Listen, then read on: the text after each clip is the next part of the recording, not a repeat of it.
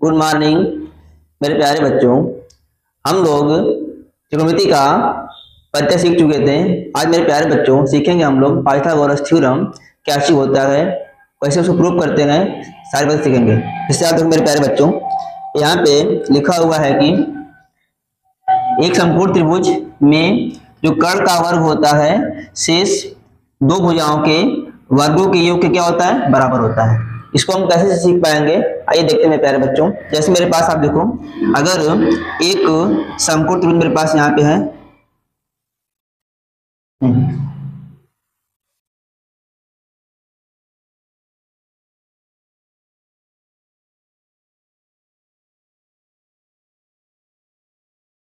इस कोण को आप 90 जब मानोगे।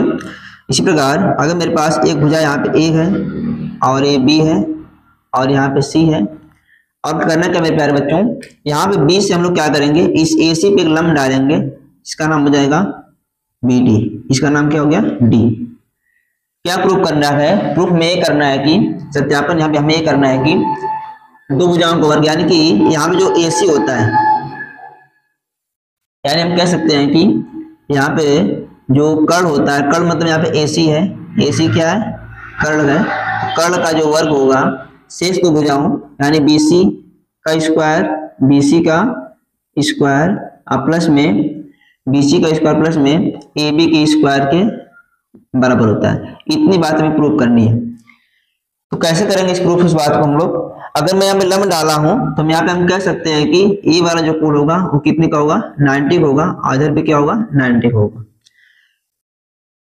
तो करना क्या होगा, यहाँ पे इस त्रिभुज में क्या करेंगे, ट्रायंगल त्रिभुज ए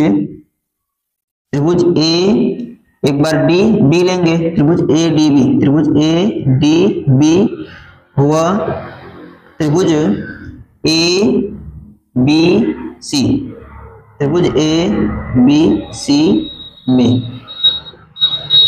यहाँ पे लोग करेंगे क्या चीज, त्रिभुज ए बी डी और त्रिभुज ए बी सी को हम लोग क्या दिखाएंगे, समरूप दिखाएंगे। तो कैसे करते हैं इस बात को, आप देख पा रहे हो कि यहाँ पे जो हमारा कोण ए डी बी होगा, यानी कि जो कोण हमारा ए डी बी है वो कितने डिग्री का है, 90 डिग्री का है।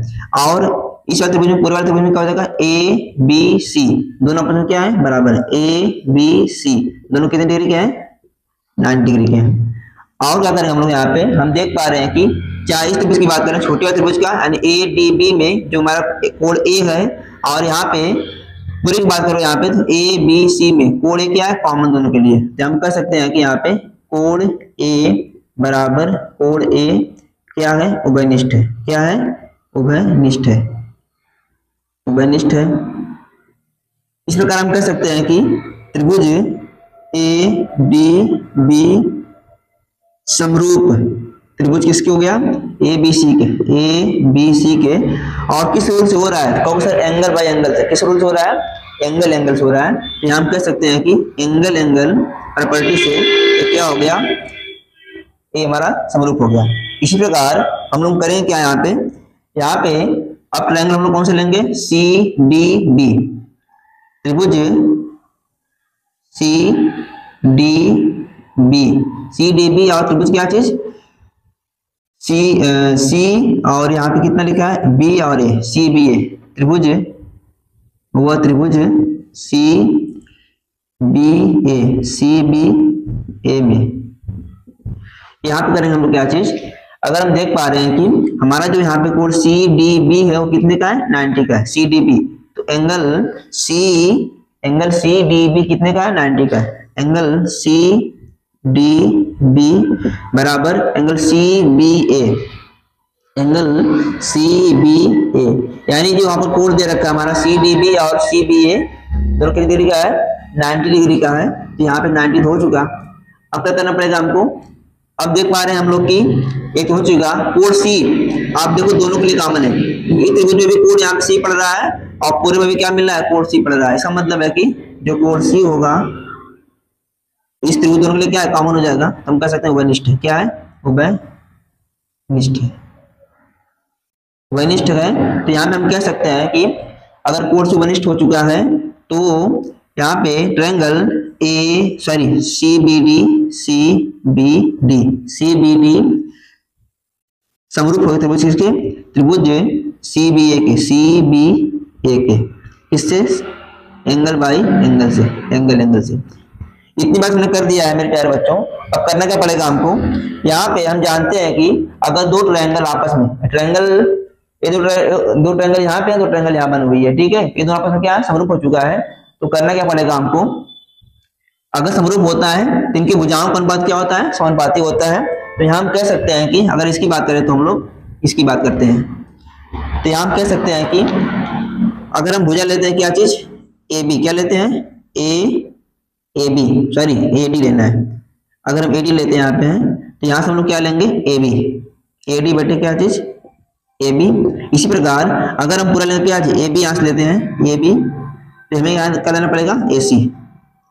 करना क्या पड़ेगा आपको, इसका इसमें गुणा, इसका इसमें गुणा। तो जब हम इसका गुणा करेंगे यहाँ पे क्या मिलेगा, यहाँ पे AB का स्क्वायर मिलेगा, और इसका इसमें करेंगे तो मिलेगा हमको AD इंटू का मिलेगा AC। इसको हम एक कर लेते हैं।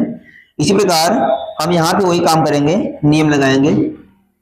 तो मुझे बताइए यहाँ पे लिखा है CB, आप देख रहे हो, यहाँ पे आप ट्री जान जाए तो क्या लिखा है, यहाँ पे CB लिखा हुआ है, या तो आप कोड देख कर लीजिए। तो CB यहाँ पे क्या दे रखा है, CB अपान में यहाँ से क्या लेंगे, CB यहाँ पर, CB यहाँ पे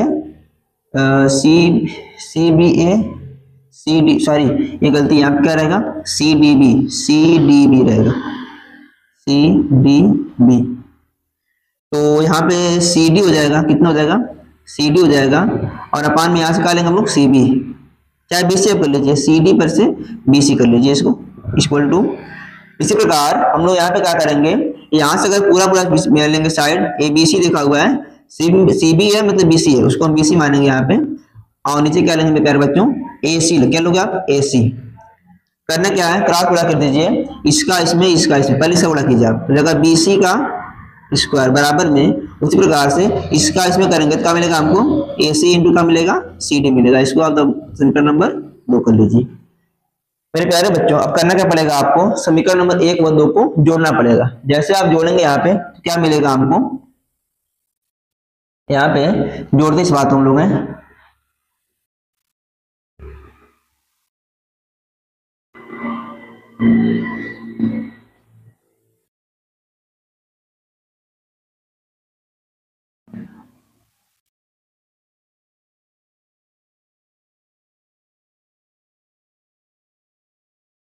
तो समीकरण नंबर लिखेंगे हम यहाँ पे, समीकरण नंबर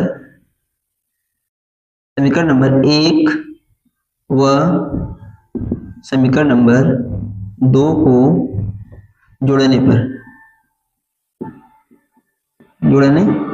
पर जैसे आप यहाँ पे जोड़ेंगे हम लोग तो क्या मिलेगा हमको, तो इसका जो साइड है लेफ्ट हैंड साइड को आप लेफ्ट में जोड़ेंगे और राइट हैंड जोड़ेंगे, यानी हम कह सकते हैं कि जो इसका बायां पक्ष है बायां जोड़ोगे और दाएं पक्ष दाएं जोड़ोगे, तो यहाँ पे क्या मिल सकता है हमको, यहाँ पे क्या लिखा हुआ है, तो कहो सर यहाँ पे लिखा हुआ है AB का स्क्वायर, यहाँ पे क्या लिखा है BC का स्क्वायर। तो हम कहेंगे यहाँ पे लिखा है हमारा है, यहाँ पे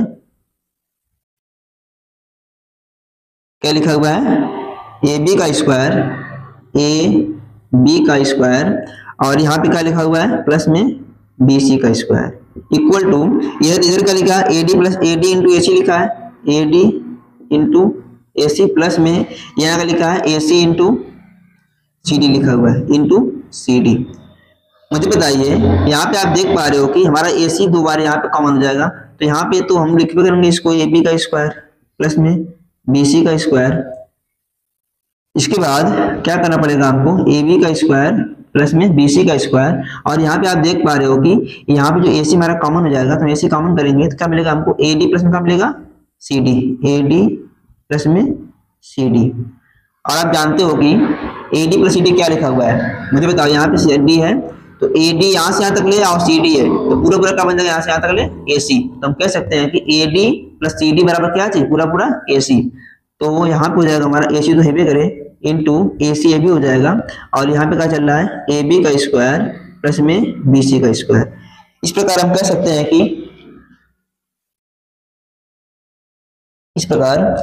सकते हैं कि यहाँ पे हमारा AC स्क्वायर हो जाएगा, तो AC को आप पहले कर लीजिए, पहले लिखिए AB का स्क्वायर BC का स्क्वायर बराबर क्या हो जाएगा AC का स्क्वायर।